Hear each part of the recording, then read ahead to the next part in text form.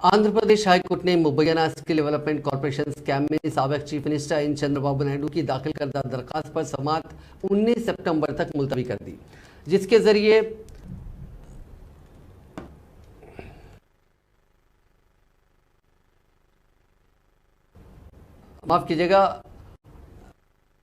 उन्होंने इस केस को कलअदम करार देने की इस्तदा की है। अदालत ने विजयवाड़ा की एसीबी अदालत ने क्राइम इन्वेस्टिगेशन डिपार्टमेंट की दरखास्त पर समाअत पर हुक्म इल्तिवा भी जारी कर दिया। इसके जरिए चंद्रबाबू नायडू की तहवील हासिल करने की कोशिश की जा रही थी, जो फिलवक्त राजमंड्री सेंट्रल जेल में है। तेलुगुदेशम पार्टी के सरबराह ने यह इल्जाम आयद करते हुए कहा कि सियासी इंतकाम के तौर पर वाईएसआर कांग्रेस पार्टी की हुकूमत उन्हें निशाना बना रही है।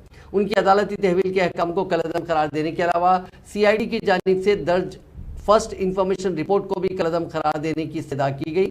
सीआईडी ने उन दरखास्तों पर जवाब दाखिल करने के लिए मोहलत तलब की थी। बाद हाईकोर्ट ने इस दरखास्त पर समाअत 19 सितंबर तक के लिए मुलतवी कर दी है।